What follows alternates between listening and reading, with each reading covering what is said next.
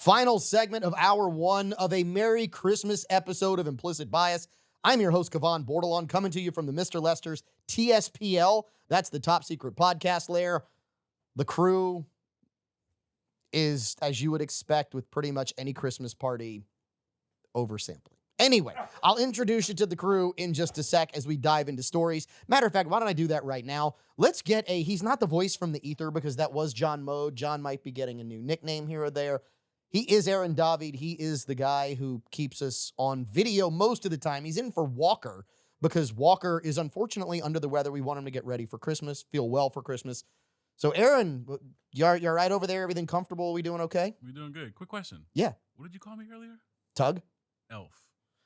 Elf? Oh, no, if you're calling that out because you're not sampling here in the TSPL, right? You're not a Christmas elf. You're a Christmas anyway. Okay.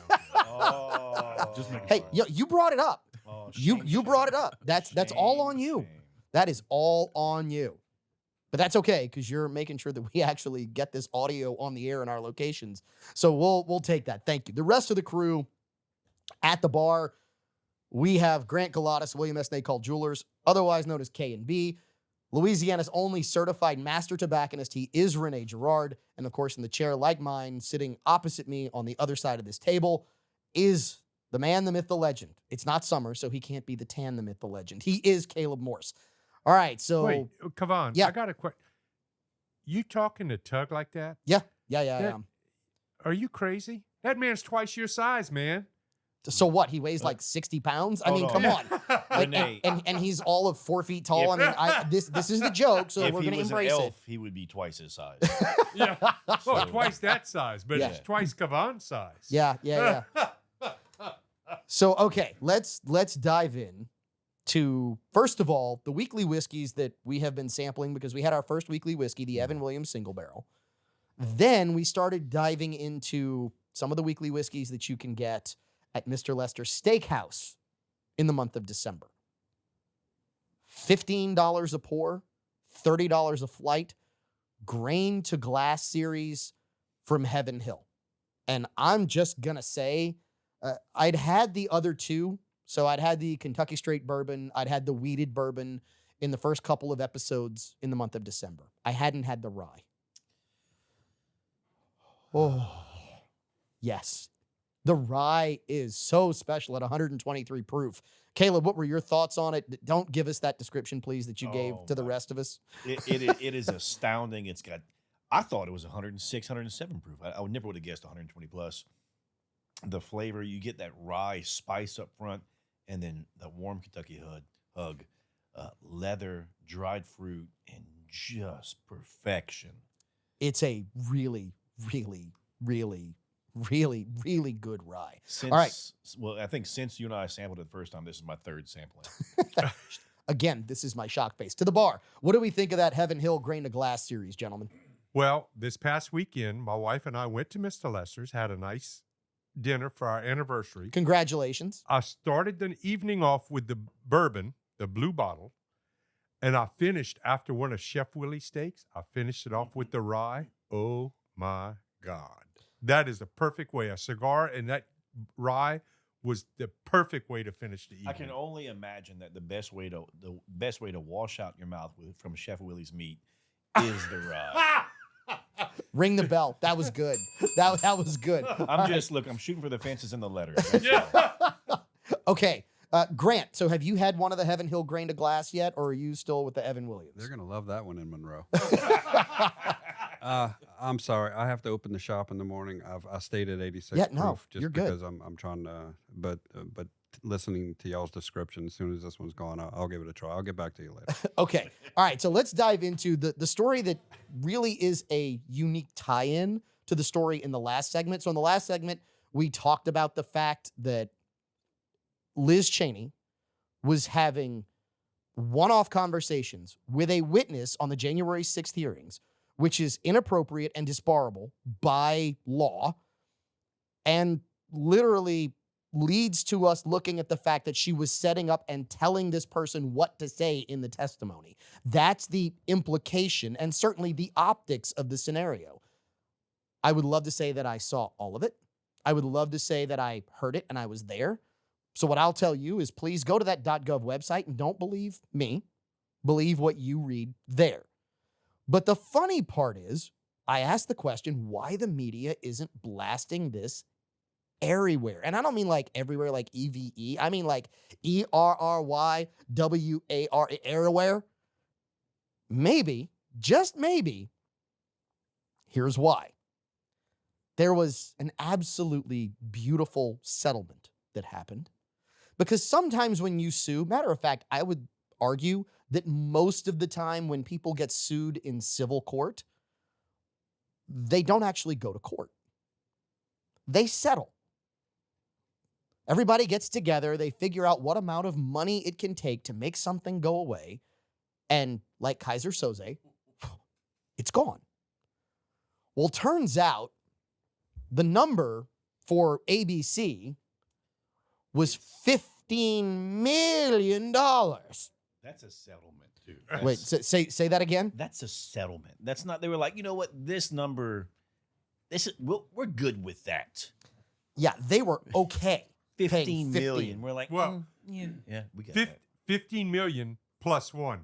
They had to pay an extra million for President Trump's defense lawyers. So let's talk about what this actually was for. George Stephanopoulos. So for those who maybe don't know who George Stephanopoulos really is, and I don't mean, oh, well, I know who he is. He's on ABC. Yeah, that's not who he really is. George Stephanopoulos was a lead strategist for people who like to Arkanside, apparently, other people. Allegedly. Hint, hint, wink, wink, nudge, nudge. I mean, not that we know that, but there are a lot of allegations around the Clintons and what they did. And take a guess who their right-hand man, who their pocket lawyer was. Because that's essentially what he was. He's a pocket lawyer for the Clintons. Be a pocket square, right? On the chest, easy to see. He was actually Bill Clinton's communications director. Yeah, but under the Clinton administration. But then he elevated at times with their campaign. And yeah. Well, he did whatever they needed him to do at the time. Say that again, Renee. He did whatever they needed him to do, or what he felt he needed to do at the time. Ring the bell, please. Oh. In other words, he was never, ever, in any way, shape, or form, a journalist. And you know how I know? Because a journalist understands charges and calls them out the right way, as opposed to tries to put messaging out there that could effectively put you at risk. So, for example, allegedly, in the emails in this lawsuit, the producer told George Stephanopoulos, do not say that Donald Trump was convicted of rape. And that's what got him in trouble, because he couldn't help himself and said he has been convicted of rape, which never happened. You know, that's the defamation suit that Trump filed, and that's what ABC settled. And you know what's funny is, like, when you look at, we talked about The View earlier, what they've done the same things. One person in particular, Whoopi Goldberg, has said it multiple times. And who are they under the same umbrella of? ABC. But yet she's sitting there still saying the same thing. I'm waiting for that suit to go right there and for someone just to shut her up.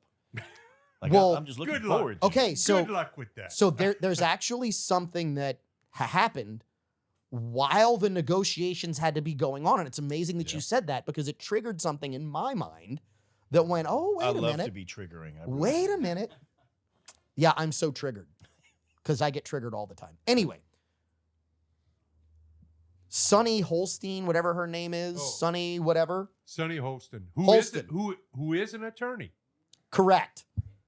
Has had to issue not one, not two, but 3 legal disclaimers while they were on the show about statements that they were making about other people. They were making statements, and literally their producers would jump in their ear and say, Sonny has to read something. And all of a sudden, The View was having to say This person has never been convicted of this. This person has Yeah. never done that. Do you wonder why? But- You have to wonder if maybe they started to recognize that's a preemptive strike. Lawyers go, hey, wait a minute. We're about to pay out $15 million. We got to shut them up, or we've got to give ourselves some legal cover. Or we got to break out the checkbook again. Yeah. If you're paying 15 plus 1, Yeah. Well, hold on. imagine what can happen. They're like, oh, that lesson wasn't enough for you. Oh yeah. So now we're gonna double that. We'll add a 0. Yeah, Okay, but, and- yeah. And that's because now what do you have? You have a pattern. Yeah. You have a pattern of defamation that the entire entity is engaged in. And not only are you putting cash at risk, now you send a complaint to who? You send a complaint, because I know some of our listeners know, to the FCC.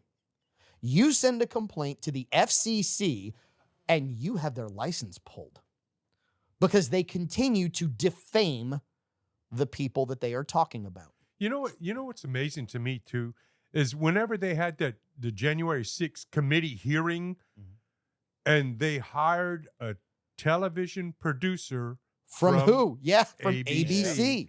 to produce the entire hearings and For all. entertainment as well. They came out and said it was for entertainment. Really? So Yeah. look, so here's what I'm going to say. I didn't watch it, so I didn't I did. catch It was that hilarious. part. So here's what I'm going to say. If ABC would love to comment on this, we'd love to have somebody on.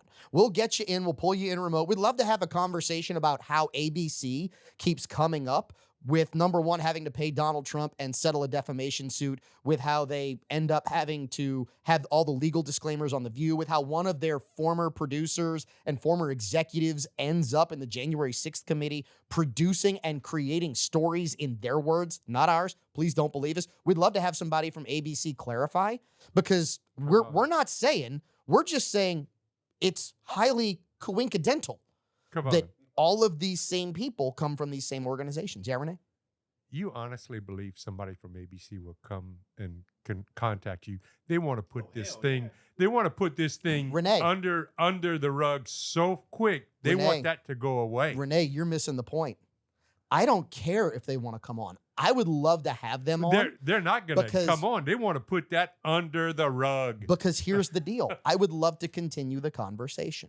And I am more than willing to put out a conversation with them. I'm not going to read a statement, but my point is, if they would like to explain themselves and why they somehow keep ending up with this pattern of behavior on their network, which, by the way, is licensed to public airwaves. They don't own them. Yep. They get a license. That license has to be a license because, take a guess who owns those airwaves, Renee? We do. But Bingo. you know what? What gets me? Walt is rolling in his grave right now with all of this. Very You well know? could be. Very well could be. You know what gets me is that we have somehow gone through almost an entire segment. I think Grant said 3 words, and that's going to round out hour 1. We're going to get you back in hour 2. What, Grant? Real quick. That's okay. Look, because when we're talking about The View, you have to keep me off of the microphone. It's safer for everyone, especially the people in Monroe. Well, we'll keep you off. We'll keep you off for this break and come back. Hour 2, always more fun on this week's episode of Implicit Bias.